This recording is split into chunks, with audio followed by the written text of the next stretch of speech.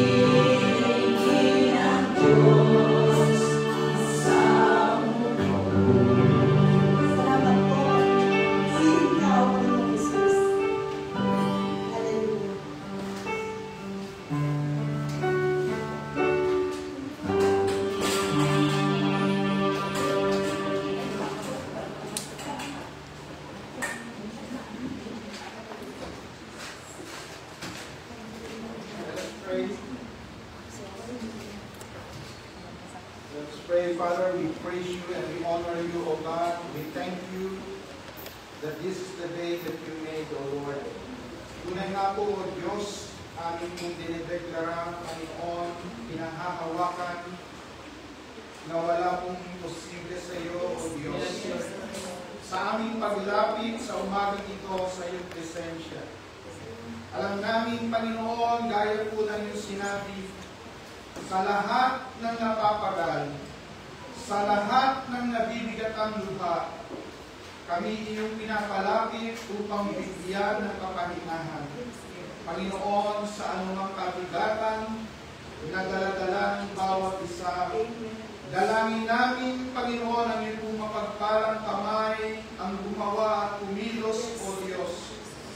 Sa mga pag-aalinlangan, O Diyos, kayo po ang magpatatag ng pananampalataya. Sa mga pinagdaraanan namin, Panginoong mga pagsubok sa pamilya, sa hanapbuhay, sa negosyo, o anuman, Panginoon, dalangin namin ang mapagpalang kamay ang umabot, Panginoon. Sa oras na ito, dinadalangin namin, O Diyos, ang bansang Pilipinas na iyong nga pong kalinganin, na iyong nga pong pagpalangin na ito po'y umunlad. Dinadalangin din po namin ang bayan Taiwan na patuloy po siyang maging malaya, O Diyos. Ang pangangaral na iyong salita ay patuloy pong umunlad sa bayan na ito. At dalangin namin, Panginoon, na ito po ay maging pagpapala, O Diyos, hindi lamang sa Taiwan, kundi sa anumang paraan dito sa buong mundo, O Diyos, na hindi lamang sa computer siya, Panginoon, but also to the fulfillment of the Great Commission, that out from this land you will raise missionaries, you will raise workers for your kingdom. Dinadalangin din po namin ng mga kapatiran, ang dalangin namin ng mga panalangin, O Diyos, ng mga kapatid. Dalangin namin si Leah sa August, O Lord, sa kanyang medical procedure. We pray for this child, O Lord, na patuloy kayo ang pumalina.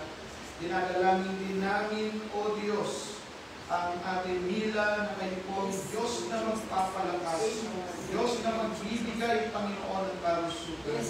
Dinadalangin din namin, Panginoon, ang pamilya ng bawat isa, na kayo po ang tutugon, kayo po ang magkakaloob ng lahat ng pangangailangan. At sa araw na ito, sa oras na ito, dalangin namin na yung salita ay patuloy pong maipangaral, patuloy pong maihayag ng may kalayaan, at kayo ang Diyos na maitaas sa ating kalagitnaan. Sa pangalan po ni Jesus, Amen.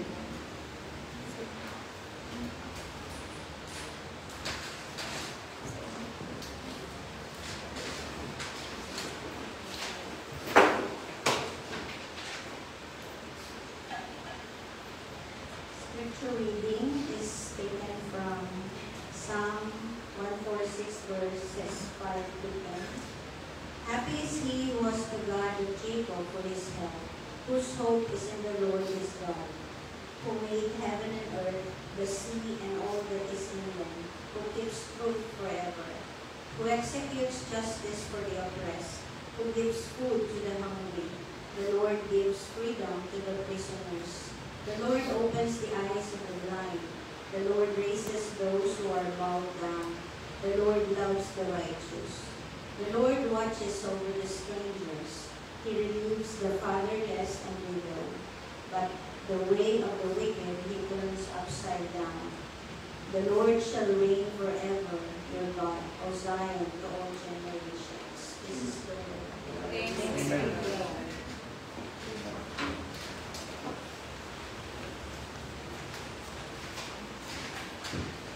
Amen. Morning po. Morning.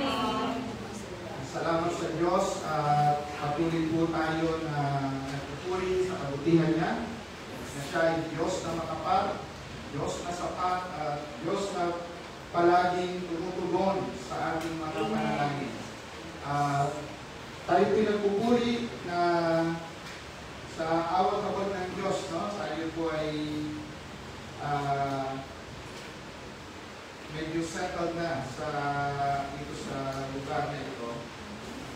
pa man tapos, but we thank God na malapit na. No? Okay. So patuloy po tayo sa pag-aaral o pag-alakay ng church that we dream of. No? Yung nakaraan ay pinakilala natin na ang Panginoon ay ang Panginoon na nagbibigay ng kalayaan, ang Panginoon ay nagbumukas ng mata, ang Panginoon ay patuloy kong gumagalaw at kumikilos upang tugunan ang lahat ng ating mga pangangailangan. He is the God who meet all our needs. Ngayon po, tatalakayin po natin is a church that praises the Lord. No? May mga pagkakataon, lalo na noong late 80s, yung mid-80s, late 90s, may mga ganito pagtitipon, ang tawag ay, mga praise the Lord. No? A church that praises the Lord. Alam niyo po, tayo po ay tinawag upang magpuri at sumamba sa Diyos. Ngayon, praise and worship, alam naman po natin, is more than singing. No? It's more than singing. Praise and worship is more than singing. But kaparte po yun, yung pag-awit. Sabi po dito, sa Psalms 150 verse 2, praise Him for His mighty acts, praise Him according to His excellent greatness. So, to praise God, dito po sa Psalms 150 verse 2, tinalakay po yung dalawa na component ng praise. Una, ang praise is kinikilala natin for who God is. No? Kinikilala natin sino ang Diyos, ano siya sa atin. No? So dito po, to praise God is for us to call Him. No? Yun po yung to call Him for who He is. He is faithful, He is just, no? He is powerful. Ang tawag po doon ay adoration. No? Yun po yung first component ng praise. Ang pangalawa po is thanksgiving. Yung adoration and thanksgiving, yan po yung praise. And praise Him for what He does. Kung ano yung ginagawa niya, yun po naman ay pagpapasalamat, thanksgiving. Now, recognition. So we are to praise God both for who He is and for what He does. At yung to worship God naman, alam mo po yung salitang worship, kakaibat po niyan yung salitang sacrifice. To worship God is to give glory, to give honor, and to praise Him. So we praise and worship God by singing and also by living an obedient life dependent on Him. At sa umaga po ito, ang ating paglilingkod ay sa Psalms 146. Psalms 146. Kung kayo po ay may notebook, katulad ko, no? Kasi ako'y makakalimutan, kaya ako nagsusulat, no? But kung kayo naman ay hindi makakalimutan, pwede rin picture-picture. Alam ko, ganun ginagawa ngayon, no? Ganun na yung puso ngayon, picturean, tapos nilalagay sa... Anyway, it is for us to review, no? Review yung Word of God. So, to praise and worship the Lord is a lifetime commitment. Doon sa Psalms 146, si David pa nagsasalita, sabi niya, praise the Lord, let all that I am praise the Lord. Yung kabuuan ko, purihin mo ang aking Diyos. Purihin mo ang Diyos. Ang kinakausap niya po dito ay kanyang sarili. At alam niyo po, parte sa buhay po natin, no, nakausapin ang sarili. Sino po dito ang hindi kinakausap ang sarili? Wala. So, pare-parehas tayo, kinakausap natin ang ating sarili. Pag umaga siguro at pag-gising natin, kinakausap natin ang sarili natin. No? Pagkatapos natin makausap ang Panginoon, maganda rin nakausapin natin ang sarili. Na, ito na naman, meron na namang pinagkatiwalang araw sa iyo ang Panginoon. Meron na namang mga opportunity na ibibigay sa iyo ang Lord. Meron ka na namang panahon para magbigay glory sa Kanya. No? May panahon ka para mag-serve sa iba. Ang iba naman, may panahon ka maproblema para sa iba. No? Anyway, ang pagkikipag-usap sa sarili ay kaparte siguro sa atin. No? Alam niyo po, nung nauso yung Bluetooth, maraming pagkakataon talaga na ako ay nabibigla. No? biglang may magsasalita. Lalo na dito sa tayo, no? Nandun, nakaupo ka sa bus, tapos biglang may magsasalita. Yun pala, may nakapasok sa tenga, no? Akala mo, hinahanap ko yung wire, wala naman. Nakagutod pala. Pero yung pakikipag-usap ay kaparte. Bilang mga anak ng Diyos, kaparte ang pakikipag-usap natin sa Kanya. At kasama doon sa pakikipag-usap ay ang pagkilala sa Kanya at pagpapasalamat. Yung pagkilala at pagpasalamat, yun po yung pagpupuri. Adoration and thanksgiving. Pagkilala at pagpasalamat. Sabi sa verse 2, I will praise the Lord as long as I live. I will sing praises to my God with my dying breath. No, kaya tinatawag ko siya, to praise God is a lifetime commitment. Ano sabi ni David? I will sing praises to my God with my dying breath. Yan. No? Kaya ako, lagi ako natutuwa pagka nakakarinig ako ng mga taong nagpupuri sa Diyos na may tono. Sabi ko, sa pangarap na lang. Kaya, mas gusto ko yung nag-iisa ako kasi at least walang nato-torture pagka kumakat na ako. Okay. I will sing praises to my God. Ano man yung tono mo natin, no? Let us sing praises. Kung hindi nyo man maitanta, itulak nyo na lang. Gawin po natin yun, magpuri sa Diyos. Alam niyo po bakit po? Kasi ganito yan, no? Pag nagpupuri ka sa Panginoon, o gumising ka na malaki yung problema mo. Gumising ka na mayroong sakit siguro sa pamilya mo. Gumising ka na mayroong kang kailangang bayaran. But once na pinocus mo yung sarili mo, yung mind mo, sino ang Diyos, ano ang kanyang magagawa, gaano siya kadakila, yung focus mo mapupunta doon sa kakayanan ng Diyos.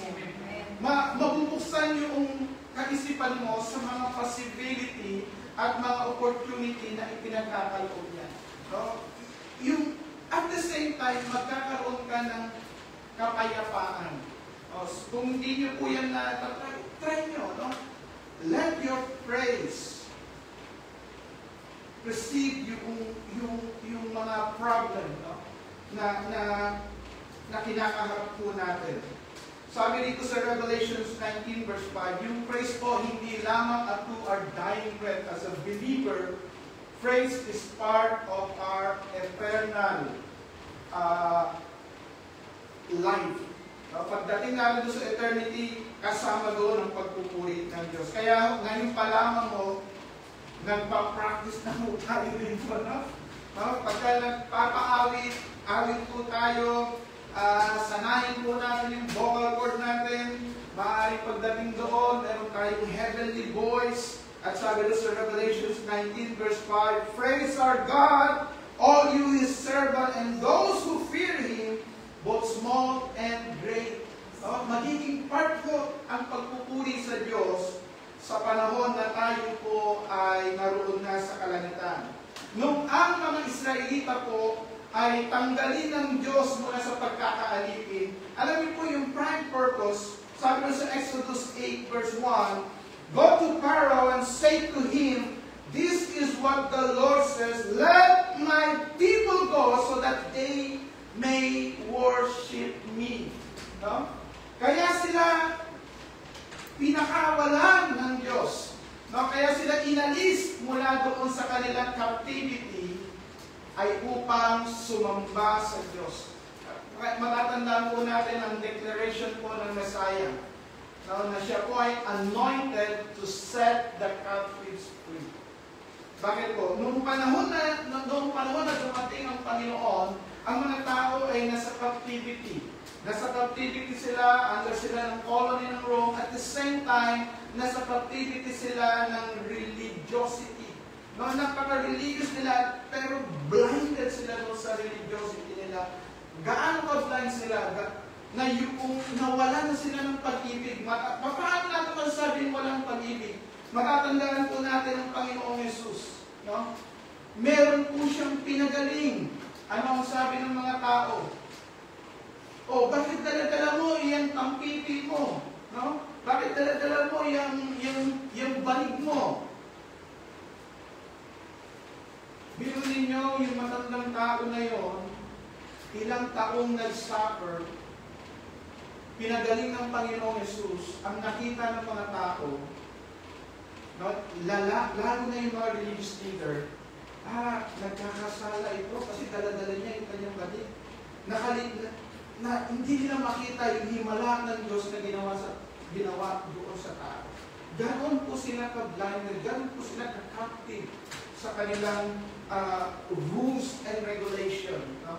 At ang Panginoon ay pinalalaya po tayo mula doon, na tayo po ay sumamba sa Espiritu at sa katotohanan. Ganon din po yung babae doon sa well, no? Yung Samaritan woman. Ang alam lamang niya, kami ay sasamba lamang dito sa area, no? Doon sa Jacob's well. Basta doon na-meet ni Jacob yung Diyos, o doon lamang kami, no?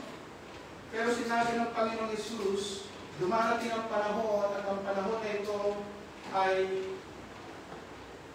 bago. Bakit po? Sasambahin ng tao ang Diyos sa Espiritu at katotohanan.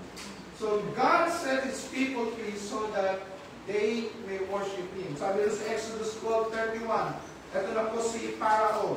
Then Pharaoh called for Moses and Aaron at night. He said, "Get out and go away from my people, both you and the people of Israel.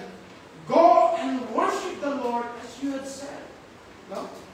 Go and worship the Lord as you have said.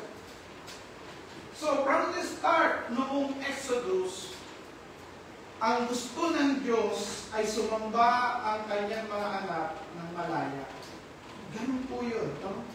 Kaya po tayo po ay nangangarap na isang church that we become a church that really worship, that really praises God. No? Dahil pinalaya niya tayo. So, balik po tayo sa Psalms 146. Sabi doon sa 3-5, don't put your confidence in powerful people. There's no help for you there. When they breathe their last, they return to the earth, and all their plans die with them. But joyful are those who have the God of Israel as their helper, whose hope is in the Lord their God. So to praise the Lord is to put our hope in God. Maraming pagkakataon, lalo na sa atin, malapit na naman ang midterm election sa Pilipinas, di ba? Nagkakaroon na naman ng shifting, palitan, no? Nepotism, yan, kung sino ang malakas, yan, maglilipatan na naman. And people are placing their confidence doon sa mga powerful people, no? Doon sa mga lumaki sa farm, diba? Doon sa mga homeschool siguro. They're placing their hope in powerful people. Mga kapatid, gaya po ng sinabi dito, no? When they breathe their last, they return to the earth, and all their plans die with them. Wala mong panghabang panahon na leader, na tao, na mga pangyarihang tao. Pero merong isang makapangyarihang Diyos who will reign forever and ever. Amen. So to praise the Lord is to put our hope in God. Kasi nasabi natin, Diyos, kayo po ay makapangyarihan. Diyos, kayo po ay nagahari. No? Diyos, salamat sa araw na ito sapagkat kayo ang Diyos na nagsabi na bawat umaga ay bago. No? Na yung kanyang pag-ibig ay laging sariwa. So pagka binabanggit mo yon, hindi lamang pinupuri mo ang Diyos, yung faith mo nag-a-arise.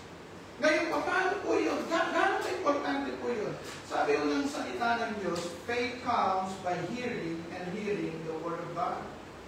So pagka pinupuri mo ang Diyos, no, according to His Word, pagka nagbabasa ka ng Biblia, diba? At binabasa mo yun, at pinupuri mo ang Diyos sa nakikita mo, yung faith mo nag-a-arise. At ano sabi ko ng Panginoon? Kung meron kayong gabutil na pananampalataya gaya ng isang mustasa, masasabi mo sa bundok na ito na gumalaw, na lumipat at siya'y lilipat. Ano ibig sabihin po sa atin noon? na kung tayo man ay humaharap sa gabundok na problema, pag tayo po ay napupuno ng pagpupuri sa Diyos, ng pasasalamat sa Diyos, no? Na nagsalita ng Diyos, na meditate natin, na contemplate natin yung Word of God, yung faith natin nag-a-arise. Kung nung una ang naipapanalangin mo lamang ay itong notebook na ito ay gumalaw. Diba? O, susunod ay itong ilawan na ito ay gumalaw. Darating ang panahon na sa paglaki ng iyong pananampalataya, masasabi mo sa bundok ng problema na gumalaw. Yun po yung nag-a-arise yung faith natin. No? To put our hope in God is to say who He is. What He is doing doon sa buhay po natin. No? At nawa ko, makita po natin yun sa paggalaw ng Diyos sa ating buhay. Amen? To praise the Lord is to put our hope in God. Hindi lamang para dahil maganda yung music, hindi lamang gusto mo at dahil napakaganda ng boses mo. But inaalaw mo na yung sarili mo ay makita mo na nakalagay ka sa kamay ng Panginoon. Lord, alam ko, Panginoon, marami ang pwede kong pagkatiwalaan, pwede kong pagkatiwalaan ng lending, pagkatiwalaan si ganito, si ganyan. No? I can put my hope in powerful people. Pero, O Diyos, alam ko, bilang mananampalataya, ako ay nasa kamay mo. At sa iyong kamay, walang nakakaagaw sa akin. At pagka kinocontemplate mo yung mga truth ng Lord at pinipraise mo siya, no? Kasi hindi na mo kailangan ng Lord na itaas mo siya sa pupo. Ikaw talaga ang nagbe-benefit niyo. Ikaw ang nagbe-benefit niyo. No? Mas na-at-ease yung mind mo, mas nagiging nakikita mo, aba, kung nagawa ito ng Diyos, mas magagawa pa niya yung higit. Sapagkat ang Diyos ay hindi mo nababawasan ang kapangyarihan ng Panginoon. Hindi mo, minsan sabi mo na meron isang pilosopo, alam mo, ayaw kong mag-pray. Bakit ayaw mo mag-pray? Kasi napaka-busy na ng Lord. Napaka-busy niya na. Ako na lamang. Mga kapatid, ang Diyos mo natin ay infinite. Na ririnig niya maging ang mga panalangin ng ating puso. Kasi tayo, bakit isa mo sa atin may panalangin eh. Maaari hindi mo nababanggit, pero meron kang panalangin ng puso. Yung panalangin ng puso na yun, hayaan mo na ang Diyos ang makarinig. At yung pagkilala sa Diyos, hayaan mo na ito ay lumaki. Second, to praise the Lord is to declare His work among His people. No? To declare His work, no? To praise the Lord is to declare His work. Sabi dito, ano yung ginawa niya? Who made heaven and earth, the sea and all that is in them. Who gives truth forever, who executes justice for the oppressed, who gives food for the hungry. The Lord gives freedom to the prisoners. Your God, O Zion, to all generations. Tingnan mo natin, no? Na ano ko dito sa food for the hungry. Kasi yung food for the hungry, naging kapartner ko po yan. Nung huli kong mission doon sa Philippines. Sila yung nagbigay sa akin ng mga water filter. No? Nung pumunta kami sa area ng Yolanda, yung food for the hungry. At sila po ay mga Christian na galing, most of them are Japanese Christians. At naging mission nila na tumulong. Bakit po? Kasi kinilala nila na ang Diyos ay Diyos na tumutugon kahit sa gutom. No? Tingnan mo natin yung mga ginawa ng Lord. He made heaven and earth, the sea and all that is in them. Pagka sinasabi po natin ito, pagka dinideclare po natin, sinasabi po natin, ang owner niyan si Lord. Kung ang owner nito ay si Lord, at binigyan niya ako ng karapatang maging anak niya nung aking panampalatayaan si Kristo Jesus. Therefore, mayaman yung tatay ko. Nakuha natin yung implication niya. Therefore, ang Diyos ko ay infinite at kaya niyang tugunan itong bagay na ito. Kaya niyang tugunan yung hinaharap ko na ito. Kaya niyang iangat yung kalalagayan ko. No? Pagka inaangat po natin ang Diyos, nakikita po natin yung kanyang kakayanan. He made heaven and earth, the sea, and all that is in them. We are declaring, Lord, you are the Creator. No? You hold the truth forever. Meron kang integrity. Pag sinabi na yung salita, mapagkakatiwalaan. Yung faith kasi, yung pananampalataya kasi, ay paniniwala na yung sinasabi ng Diyos ay totoo at kanyang gagawin. No? Yung sinasabi ng Diyos ay totoo at kanyang gagawin. Kaya yung makikita natin, no, yung buong chapter 1 ng Joshua, bago kunin nila yung promised land, ang kabilin-bilinan ng Diyos, meditate on it day and night. Meditate on the word day and night. Kainin mo ang aking salita sa umaga hanggang gabi. Bakit ko? Then you will be successful. Diba? Kung merong kabilin-bilinan ng lola, may kabilin-bilinan ng Diyos. Ano yun? Meditate on my word day and night. Bakit ko? Ito pa ay para bumalik tayo, umusay tayo, makipagtanong, makipaglibati. Hindi, it is for us! Sabi doon, ang magiging result niya is, you will be successful doon sa mga gagawin mo. Diba? Joshua 1:8, yung buong chapter ng Joshua. Nakikita mo natin doon, ang sinasabi ng Diyos, pinangakuan ng Panginoon yung Joshua generation na sila yung papasok sa promised land. Ang kailangan lang nila ay apakan yung promised land. Ang kailangan nila ay sumunod doon sa utos ng Diyos, yung direction ng Lord. Then they will be successful. At nakita mo natin sa biyaya ng Diyos, sila nang trained, sila na walang, no? Alam niyo po yung Joshua generation, yan yung generation namin, pasakop eh. Yan yung generation na hindi nakaranas magtrabaho. Alam niyo po yun? Matatandaan mo natin, ang mga Israelita ho, inalis ng Panginoon sa Egypt. Doon sa Egypt, sila po ay mga alipin. Alipin po sila doon sa Egypt. Sila po ay walang pagmamayari. Pagmamayari sila ng kanilang mga boss, ng kanilang mga master. So, inalis sila ng Panginoon doon. Inalis sila sa pagkaalipin so that they may worship God. Tapos, 40 years sila nag-stay sa wilderness. Hinintay ng Lord na mabago yung generation. At noong lumaki na yung mga anak, ito po yung mga anak nitong generation ni Moses. No? Yung generation ni Moses, sila po yung hindi nakapasok sa promised land. Ang nakapasok po yung Joshua generation. Yung Joshua generation, sila po yung mga tao na hindi nakaranas maghanap buhay. Bakit po? Sa paggising nila, ang gagawin nila ay kukuha ng mana. Diba? Makuha sila ng mana. Meron na silang pagkain.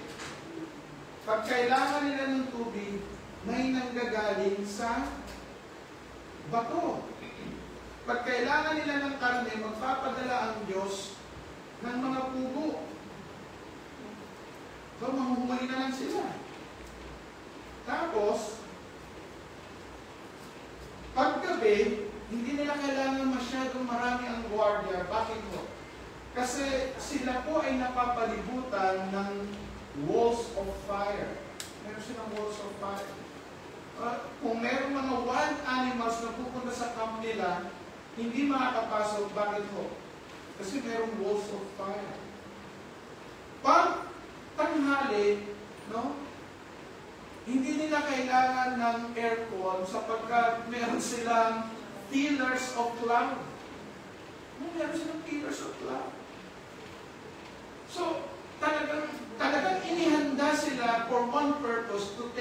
promised land.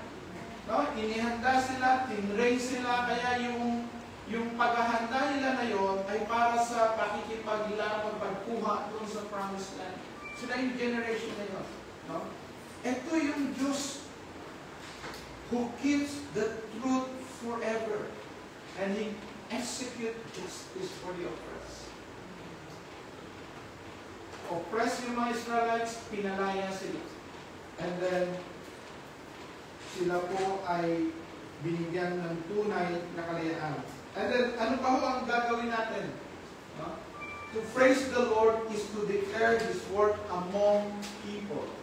So, dineclare natin yung ginawa ng Diyos, and then i-declare naman natin yung ginagawa ng Diyos sa kasalukuyan, sa atin. The Lord opened the eyes of the blind. The Lord raises those who are bowed down. The Lord loves the righteous. The Lord watches over the strangers. He relieves the fatherless and widow. But the way of the wicked He turns upside down. Tingnan mo natin, anong ginagawa ng Lord? He opened the eyes of the blind. He opens the eyes of the blind. Alam niyo po, ang pinakamahirap ay ang pagkakaroon ng mata pero pagiging bulag. No, yan po yung sinasabi ni Helen Keller, di ba? Hindi ibig sabihin ng nakita ang mata mo ay nakakakita ka na. Noong panahon na ang mga spy ay pinapunta doon sa Promised Land, nakita natin doon ang pagiging bulag nila. Pastor, bakit bulag? Ano ang nakita nila? Nakita nila talagang totoo ang pangako ng Diyos. Yung land is flowing ng milk and honey. Diba? Ibig sabihin, maunlad yung bayan, maunlad yung bansa, maunlad yung ibinibigay sa kanila ng Panginoon. Malalaki yung prutas, matataba yung lupa. Pero sa kanilang kabulagan, ang nakita nila hindi yung pinangako ng Diyos, ang nakita nila yung higante, ang nakita nila yung problema, ang nakita nila sila ay grasshopper lamang. Hindi katulad ni Joshua at ni Caleb. Si Joshua at si Caleb, ang sabi nila, halika, totoo yung sinasabi ng Panginoon. No? Pinakita nila yung malaking bunga ng ubas. No? Hindi ko alam kung gaano kalalaki yun, pero ang description ng Bible ay talagang malalaki. Hindi yung katulad ng ubas na ating kinakain nila, kundi talagang ubas na malalaki. No?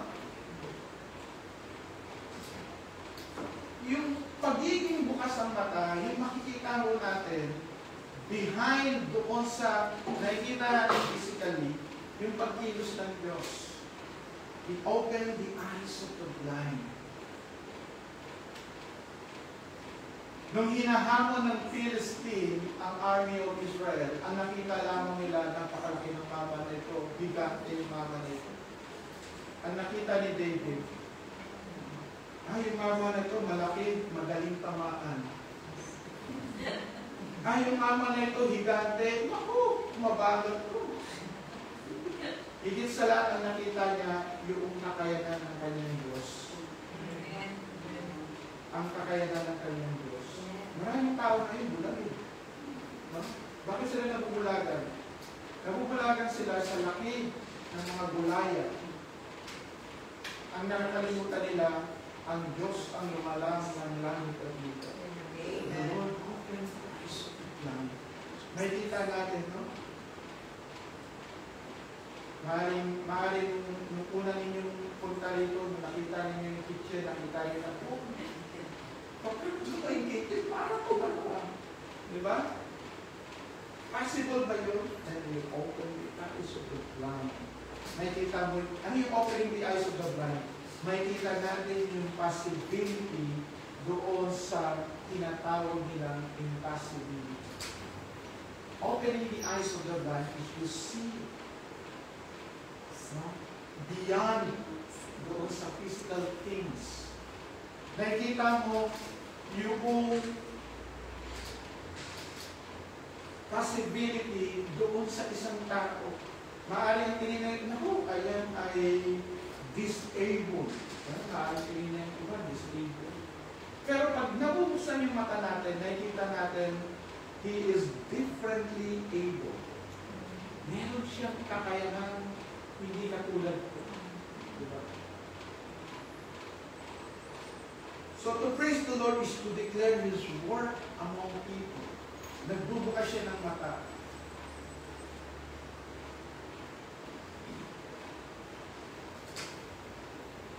Lahat po tayo merong smartphone. Diba? Alam niyo po, yung technology ng touchscreen, pinasend po iyan sa Nokia. Pinasend yung technology ng touchscreen sa Nokia. Noong panahon na yun, yung Nokia ang number one. Number one. Pagka may Nokia ka, nahulog, talagang matibay yun. Matibay yung baterya, tumatagal, matibay. Pero dahil naging bulag sila sa kanilang success, hindi nila nakita yung shifting, yung pagpapalit ng technology at na-miss nila yung opportunity. At ngayon, maaaring wala sa inyo ang merong Nokia.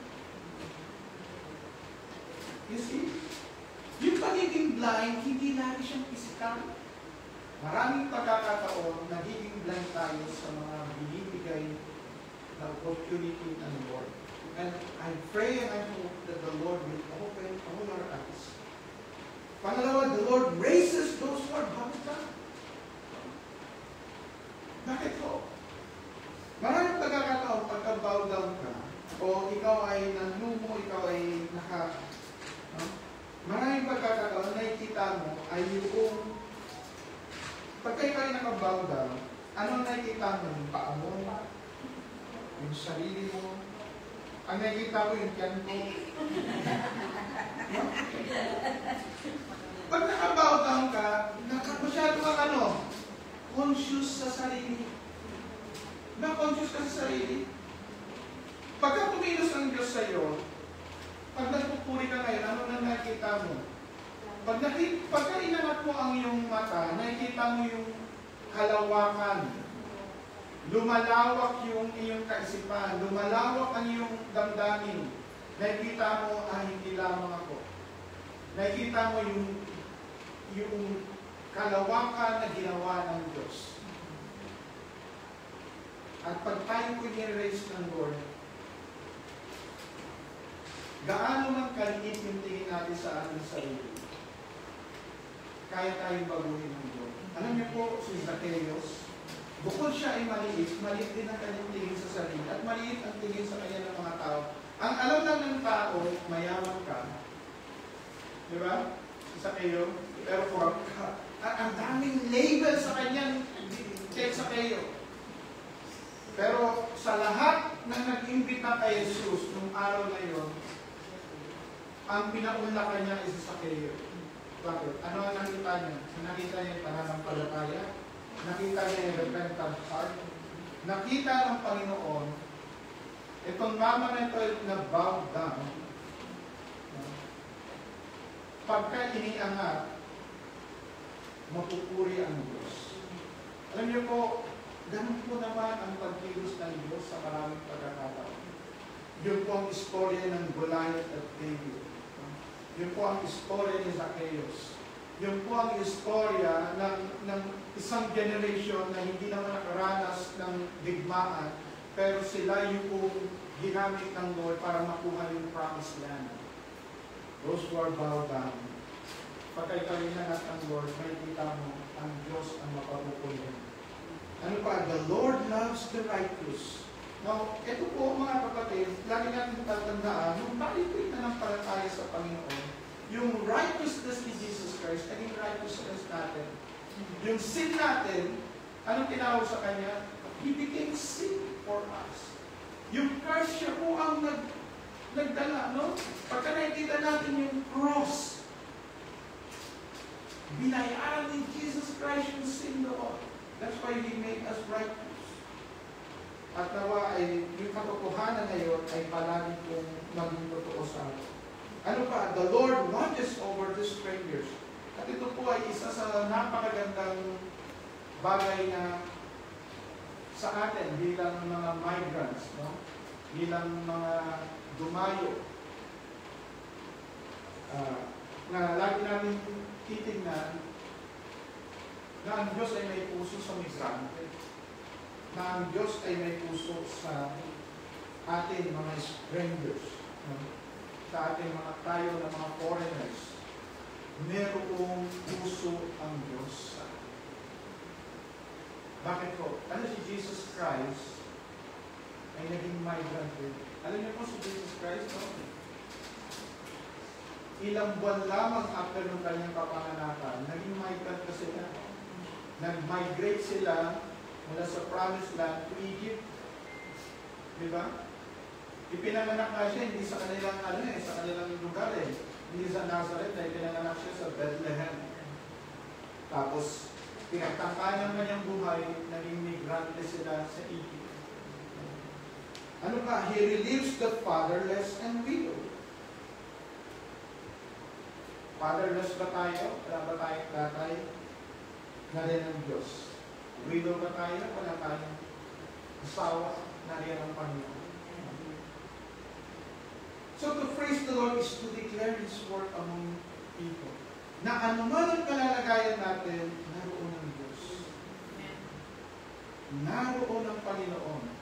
At yun po nawa yung lagi nating baon. Lagi nating baon. Pagkabaon natin, kasama ko ang Diyos. If God is for me, who can be against me? So anong gagawin natin? Let's praise and worship the Lord. Sabi rin sa Psalms 146 verse 10, in last verse natin, the Lord shall reign forever, your God, O Zion, to all generations. Sabi sa Revelations 11 verse 15, the kingdom of the world has become the kingdom of our Lord and of His Christ, and He will reign forever. Alam niyo po, pagka binabasa natin yung reigning forever, it talks about Jesus Christ. Jesus Christ will reign forever. Alam niyo pa po ang good news doon? Sabi niya, kung nasaan ako, naroon kayo. At ano pa ang isa pang good news doon? Sabi sa Romans 8, no? Tayo ay makakasama ni Jesus Christ pag siya po ay naghahalin ang mga tao na tumanggap sa Kanya. Tayo po ay naging part ng kingdom of priests and kings. As priests, we worship and praise God. As king, tayo po ay ni-restore ng Lord sa original design. Alam niyo po, ang original design sa atin is to take dominion doon, no? To manage yung earth. Diba? Yun yung Genesis 1, yun yung original design ng tao.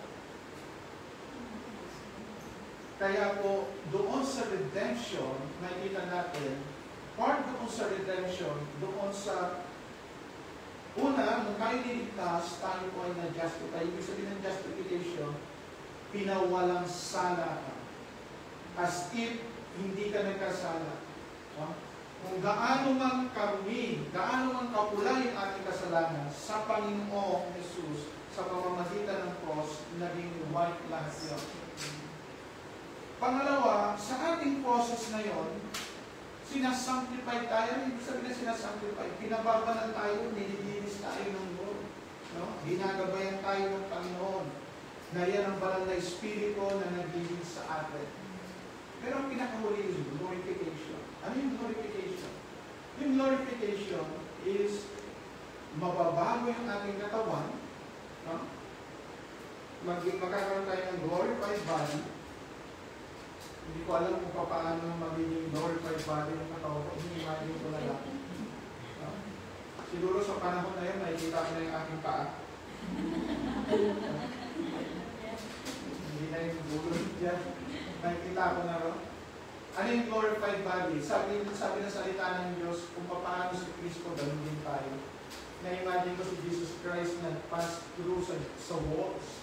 Matatandaan mo natin yung minute niya, yung mga alagad niya after ng resurrection, nag-pass through sa wall yung kanyang katawan, no? Dahil yung glorified body, yun yung talagang, tawag dito, unhindered ka, di ba? Walang barriers. Ano pa yung makikita natin? In-elevate si Jesus Christ as King of Kings and Lords of Lords. At tayo po, ang sabi niya, you will reign with me. Nakakasama ko tayo. Kung paano yun, hindi ko po alam. Siguro kung gaano karami yung mga planetang ginawa ng Diyos, kayo isang planeta tayo. Hindi ko po alam. No, nag-i-imagine lang ako. Holy imagination. But, ano yung masasabi mo natin? He will reign, and He deserves all our praise. He deserves our worship. Paano natin tumapay? Subukan mo natin, no? I-declare natin sino ang Diyos. Ang Diyos ay lumalang ng langit at lupa. Ang Diyos ang lumikha sa atin. Ang Diyos ang nagbibigay sa atin ng buhay. And then, afterwards, yun po yung adoration. Afterwards, thanksgiving. Ano yung thanksgiving? Lord, salamat. Binigyan mo ako ng lakas. Salamat, binigyan mo ako ng wisdom. Salamat, binigyan mo ako ng hanap buhay. Salamat at binigyan mo ako ng anak. Salamat at binigyan mo ako ng asawa. Bubaba akong pasensya. Ay, maganda ba? Salamat. Nagpapasalamat ka ngayon. Diba? Yun po yung praising. No? Thanksgiving. No? Subukan mo natin. Tayo po tayo. Let us declare who God is. Let us declare who God is. Dito po tayo magtatapos. Let us declare who God is. No? Declare natin na ang Diyos natin ay ang Diyos na lumikha ng langit at lupa. Na ang Diyos ay mabuti. No? Let us declare it. Ipukas natin ang ating video. Pasalamatan natin ang Diyos. No? Pasalamatan natin ang Diyos. No? And then afterwards, ang ating worship team will lead us to worship. Salamat na, Lord. Salamat po, O Diyos. Kayo ang lumalang ng langit at lupa. Salamat po, O Diyos. Wala pong imposible sa inyo. Salamat po, O Diyos, at hindi kayo nagbabago. Salamat po, O Diyos, sapagkat kayo po ang nagbigay sa atin ng buhay. Salamat po, O Diyos, nagbigay kayo ng lakas. Salamat sa araw na ito. Salamat, Lord, because you said in your word, you are the God who gave us power to get wealth. Salamat, O Lord, at niligtas mo kami. Salamat, O Lord, at kami, Panginoon, ay minahal mo. Salamat at iniligtas mo kami, O Diyos.